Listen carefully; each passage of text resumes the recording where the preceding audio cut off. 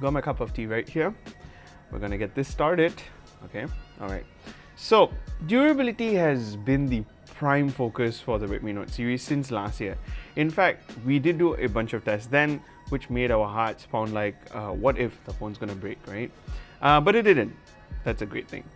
And this year, the new Redmi Note series has finally dropped, and it takes the durability a step further.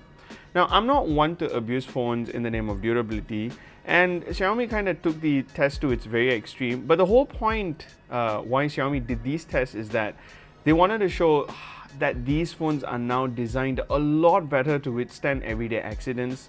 And we're going to talk about it in this video.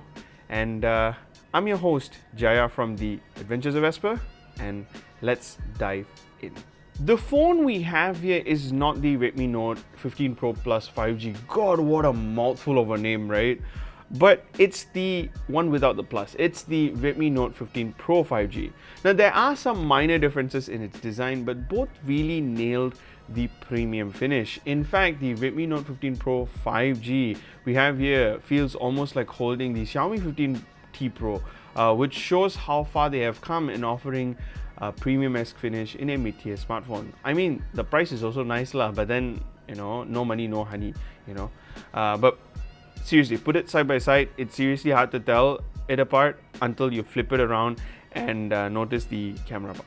Okay, the three major improvements, and let us start with the Titan durability, which is the word that they're using. We got the same Corning Gorilla Glass Victus 2 from last year, so there's no surprise right there. But this year they swapped the back glass from the Corning Gorilla Glass 7i to a fiberglass, and I think it's genius. Now, have you ever noticed people who use their phones and have butterfingers? The first thing that they break is the back glass. Now, breaking the back glass doesn't render the phone useless, okay? Let's just make that a fact. But the last thing you want is your parents or someone getting glass bricks under their finger, which is concerning. And a bit of a true story here. My dad has broken a phone one too many times, and I've actually seen this glass brick with my very own eyes. So to be able to withstand drops and not shatter this time around, this is surprisingly good. Now, the Titan structure they rave about also protects the motherboard and other components inside the phone from shocks that are obtained from the drops. Now, another crucial factor, because traditionally when you drop a phone, the shock impact is the other reason why the glass breaks, so that it doesn't transfer to the components. However, when you make phones durable, the shock obtained has got to go somewhere, right? So it transferred to the components, and that's a bad news. So there are cushions, and the frame isolates the shock so that it doesn't get transferred into the crucial components. Obviously, it also got its limit lah. Like, you drop like 10,000 times, you think the phone would survive, meh? Right? Pandai pandai lah, huh? So be careful. Still be, considerate when you're using your phone. But good thing is that they have this, and Xiaomi took this too seriously. Now that the phone actually has 5-star SGS Premium Performance certification for drop, crush, and bend resistant. Very cool, because I think the certification makes a world of a difference, and without the certification, I think it would just mean moot, because we have seen some durable smartphones that claims to be durable break right in front of us, only to get it replaced just to make sure that it looks like it's durable. We're not going to say who, but you know. And then you have the IP69K, very nice, water and dust resistance, certified with TUI, which is great again. I love IP certification on tech products. Can open my Spotify lyric sheet and sing in the shower. Don't lie, I know you do it too.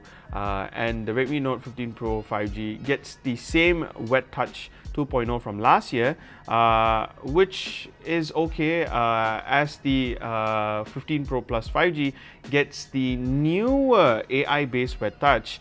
For all we know, it could be the same, just saying, because the only thing it has is AI, right?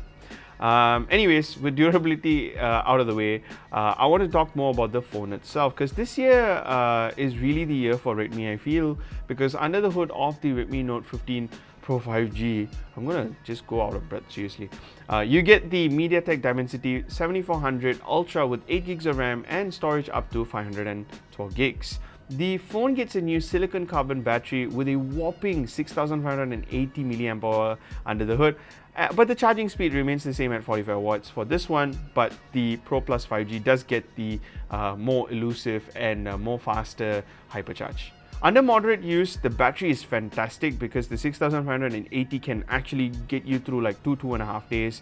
In my case, it got me close to about 30 hours, and you can actually see the screenshot on the screen right now. Performance wise, you are looking at a phone that performs exactly like how a Meteor would do.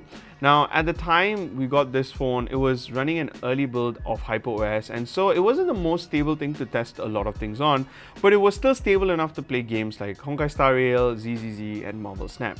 All these games were running at the following settings, which you can see on the screen, which we found the best way to play games on this phone. It feels okay, nothing particular to nitpick, but we might revisit again to test the phone properly again once the update comes in. And fun fact, the update has already come in. We have already updated our Redmi Note 15 Pro 5G, and we're probably going to get to testing. Now, where I noticed an improvement personally for me is in its camera department. Now, there are only 2 cameras on this phone, so don't be fooled by the quad camera bump.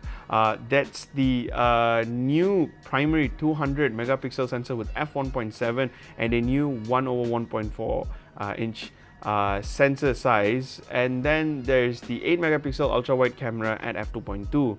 Now, it's no Leica co-engineered camera, but boy does the 200 megapixel camera punch above its class. I was genuinely surprised. Of course, there's no telephoto, so the 2 times and the 4 times, in my honest opinion, is a little bit meh, right? But shooting photos with the primary 200 megapixel sensor was so fun. Though it does require some patience, especially under low light situation, as slight jitters can literally render a bad photo. The photos I've captured here were primarily with the main sensor, which you can see here.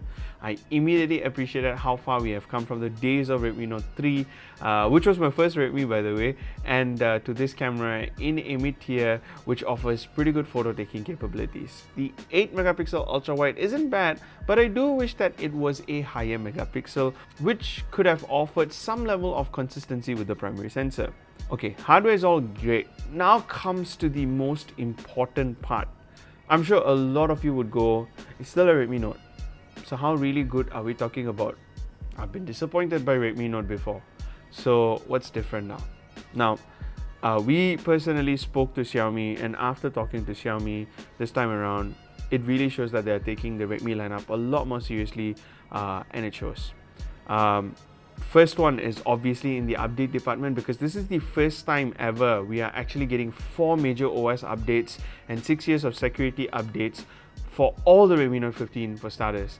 And I think the one that affects the experience are the ads from its own native apps like themes and such. However, there are ways to remove it. We finally found that out, which will show it in a different content, but I think it still needs to change.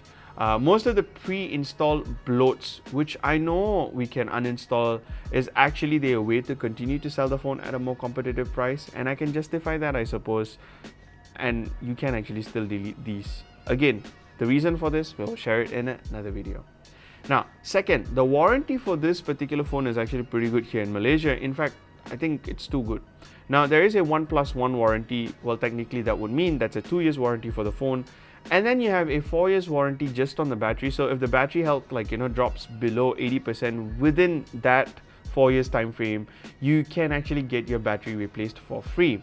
And there's even a 2 years accidental warranty on the screen for liquid and back hour, so which you can claim one time, which is honestly better than nothing. Now, all this, right, to get under 1,399 ringgit for the 256 gigs and 1,599 ringgit for the 512 gigs, Xiaomi is really onto something here.